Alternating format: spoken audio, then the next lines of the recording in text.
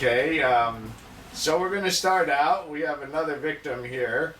The initials are L.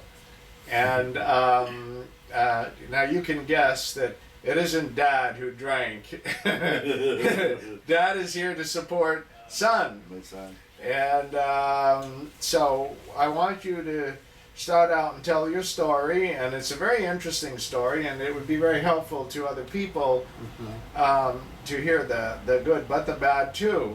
So you started out with your friends. Now I have to say that 50% of all my DUIs involve friends and a party or going out or celebrating. So that you were celebrating your birthday. Yeah.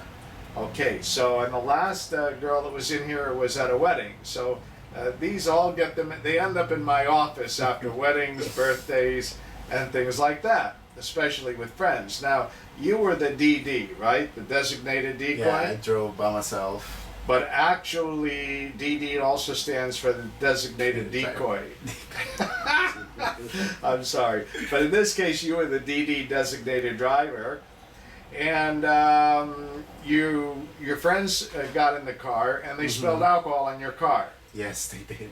And you were on your way to eat and dance and have fun and celebrate being another year older. In my age, you know, 75 soon, you're going the other way. You're celebrating not being older. Right, Dad? But anyway, then so your friends brought Jack Daniels. Yes. And that's a very strong alcohol in your car. Yeah. And then it spilled. So you went to a bar. And your friends bought you very strong alcohol vodka. Oh, and cranberry vodka. Yeah, cranberry vodka.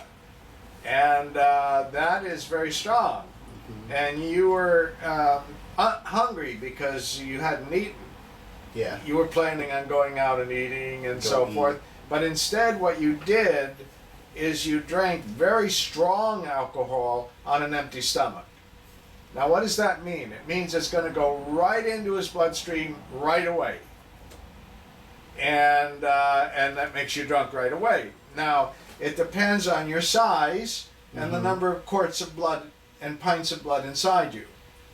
So if you're a big guy, this way and this way, you can have a lot more alcohol before you get drunk. But when you're smaller, the same alcohol but in a smaller vessel, and you get drunk faster. And in fact, later on, you said when you were driving, you felt buzzed. Buzzed means that the brain is already telling you it's drunk. You see, what people don't know is you appear to be driving okay, but actually your timing's off a little bit. So when you think you could clear another vehicle, actually you can't. And that's what causes accidents, and that's why you were DUI. DUI is either 23152A, driving under the influence of alcohol, and up until 4 years ago it didn't have a number, and now unofficially the number is 05 on the A charge. And they are convicting people on the A charge for being 1.15 or over. Unknown to most people. They are doing that right now. They've done it in the Oklahoma court on 2 occasions that I know. 23152B, which you're also charged with, as everybody that gets a DUI is charged with, has a number, 08. But 08's the first illegal digit. So if you're 08 or more, you're drunk. And so we have somebody who drank strong alcohol in a small body, and then you felt buzzed, and then the policeman said you rolled over into the lane twice. So it sounds like a good stop for most people. And then he smelled the alcohol from the back seat and also from you. And guess what? You were doing the monkey test. And you said that you probably failed them. That's what you told me. And of course, because everybody fails them. You will never, if you're 21 years of age or older, and you're not on DUI probation, you will never, ever, ever, ever, ever touch your nose, walk a straight line, let them put a pen by your eyes, just close your eyes. Never do those tests, ever.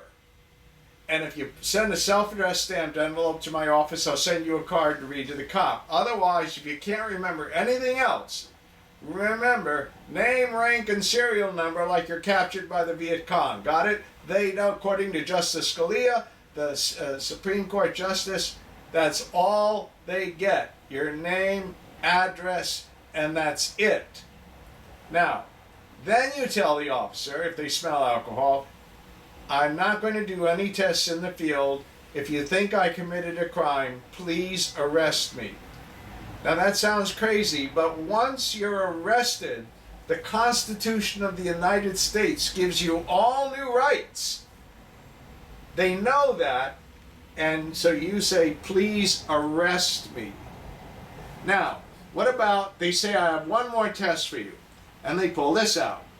But when they write the police report, they're normally going to say they told you this is voluntary, you don't have to blow into it if you don't want to. Even if you do blow into it, you're going to go downtown and take another test from one of the big machines or blood. But they don't. They write it in the police report, but they don't. What they normally tell you is, I have one more test for you and you have to blow into it or we're going to take your blood by force. You blew into it. Yes. And you blew 0.08 over the legal limit. And well over the 0.05. And 0.08 is or more is drunk. So now we have somebody that's weaving over the lane. We have somebody that felt buzzed. We have somebody that drank strong alcohol on an empty stomach. Shoom, right to the brain. And you see, if you were loaded with food, it would have been lower and taken longer to get into his body if you had heavy food. But when you have an empty stomach and you drink it, it goes right in to here. And when it's in here, you can't drive right, even though you felt like it. So far, am I right? Yes. All right. So now the cop gives you the monkey test, and then he gets you to blow in this. Even he doesn't tell you it's optional. You don't have to blow. He gets you to blow in it. And you blow over the legal limit. 07's the legal limit. 08's the first illegal digit. You took the field sobriety test. Then he arrests you, and that is not your best day. So why don't you tell them how you felt when they put the cuffs on you, and tell them what happened in the jail and everything. I was surprised because everything was new to me. So when I got arrested, I was like, oh, okay, where are they gonna go now? So once I get to the jail, everything was just like isolated. Like they arrest me and everything. They give me like a blood drawn, and then. Why didn't you do a breath test in the jail? Oh, their machine was broken, so That's cops, a big lie. They usually Yeah. say the machine's broken when they want to force you to have blood, which they don't have a right to do. It should be blood or breath, your choice. Even if you don't take this test in the field, you still have the choice of blood or breath in the station. So do not let them con you and say, well, you refused the breath here, so now you have to take blood. No, no, no. You have a legal right. This is not a breath machine. It is a preliminary breath test device. Preliminary. You legally never have to blow into it unless you're 21 years of age or older or younger, unless you're under 21, I'm sorry, or you're on criminal probation. Those are the only two times you have to blow in this, but you don't have to blow into it if you're 21 or older and not on criminal probation. So what I'm saying is that, so now they have you in jail, and tell us how you felt in the jail. And tell us about your arm. Oh, it was hurting. Like, And it was swollen. yeah, it was swollen. Like probably like 3 days because I don't know if he was doing it right, the person. Yeah, another blind phlebotomist. Okay, I'm sorry. So go ahead. And then after that, I went to. They started like checking me my pockets Searching. and everything, and then they found like $100 Yeah. on my pocket. I think the police forgot to take it out, and I forgot it too. So when the cop was like asking me questions, like, "Where'd you get this money?" I was like, "Oh, they forgot to take it out or whatever." And they was like, "Why didn't you tell the other cop?" And they were like, "Oh, I forgot." And he was like being rude to me too. He was like telling me, "Did you steal this?" Blah blah blah. I was like, How did you feel in the jail when? Some of them are rude. Like they're actually like the people that got arrested. Some of them are like really nice people. They even greeted me happy birthday. Outside the jail. Yeah. But the long story short is that they throw you in with maybe there's some good people, but they throw you in Yeah. with bad people too. Yeah. And you wrote originally, right after it happened, that you realized you had done something wrong, Yeah. and that you're really worried about your job. Yeah. So what happened with your job? Oh, after like a week, they discharged me. Yeah. Yeah. So you told your friends about how horrible the night was. Yeah, I told them the next day, like I was in jail. And so you ended up losing your job. And in this job economy, jobs are not easy to get, are they? Yes. Yeah. No. And if you have a drunk driving on your record, I can tell you they're almost impossible to get. Mhm. So you started to get a job at SeaWorld, Mhm. and then what happened? They called me and everything, and then when I went to my orientation, they were like, "Oh, we couldn't hire you anymore because, you have a DUI record or Okay. pending record." Yeah, Like, pending DUI, and so they Mhm. couldn't hire you there. And so here you are, young, you want to work, Yeah. and they don't want to give you a job because you're a criminal. Yeah. And the worst crime you can get is to be a drunken driver, because child molestation and drunk driving are two things that'll keep you from getting work. You can't even join Bush's secret army and get your head shot off in Afghanistan because they don't want you if you're a criminal. You can't cross the Canadian border, even as a passenger, if you have a DUI, first offense. It's first offense DUI is reported on Homeland Security in the FBI list. So that means you can't get visas to whole countries like Spain. Corporate America won't touch you, and you can't get a job as a civilian on a military base, and corporate America won't touch you. So you send out resume after resume after resume, and they say no, because you're a criminal. So now, if I get you a no DUI deal, even though clearly you violated the law, and I get you a no DUI deal, you're going to sing my song, okay? When you hire Mr. DUI, you get no DUI, right? When you hire Mr. DUI, sing it a little bit. When you hire Mr. DUI, you get no DUI. It's a nice song. Now the other thing you're going to do is remember you have to join the NRA. I'm sorry. So you have no DUI now. You have something else, but you have no DUI. So you can go to any work and tell them you do not have a DUI. Are you happy? Yeah. Thank you very much. So can you speak Samoan, or can you speak Mexican, or can Oh, you I speak Tagalog. what? Tagalog? Okay, Tagalog. Okay, so tell in Tagalog a little story of what happened. Oh, no, it's kind of hard to speak Tagalog right now. Okay. Yeah. Okay, I'm sorry. It's hard to like translate it right Well, away. because there's different groups of people, and sometimes they like to hear it in their own language. English mo na. Dad maybe can say, you want to describe what happened to your son in Tagalog? Okay. Can you remember it? Tagalog? We are, Tagalog. oh, okay. Nung kami nasa bahay, nakita namin sa kama, yung doon sa bed, yung sulat na galing sa law office.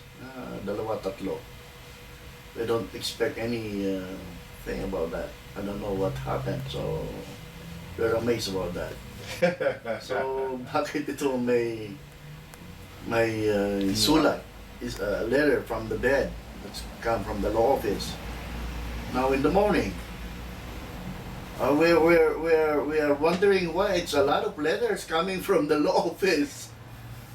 Ang daming sulat na natatanggap namin. So, after that,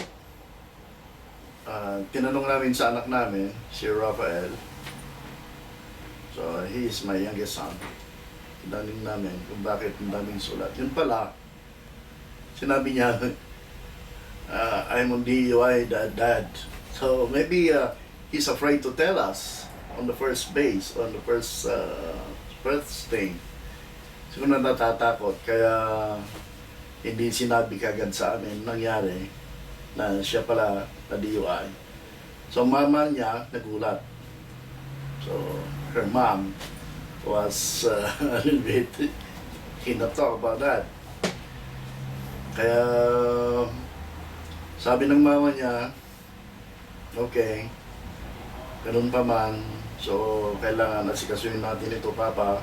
And alam naman pabayaan natin sa anak natin yan. Yeah, he's our son, so we don't have to forsake him about what happened. Kaya tinulungan namin siya. Sabi niya, Papa, pupunta tayo sa DIA office and I don't know what's the address of this place.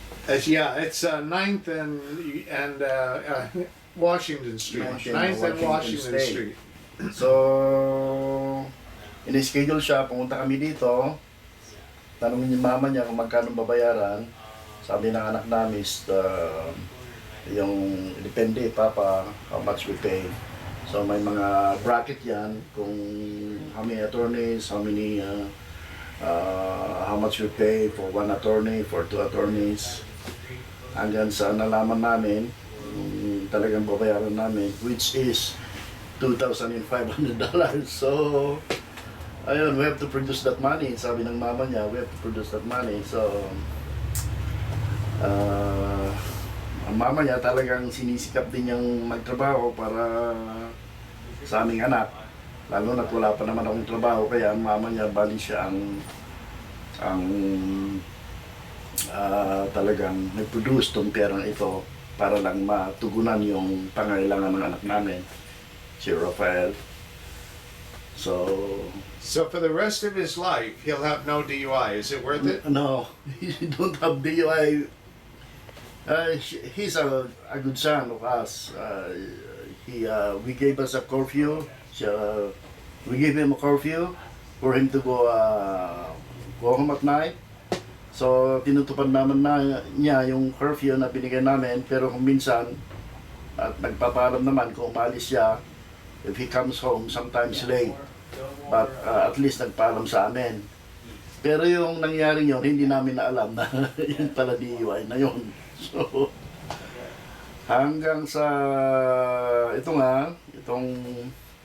pagpunta namin dito, yung I think it's your last what do you call this?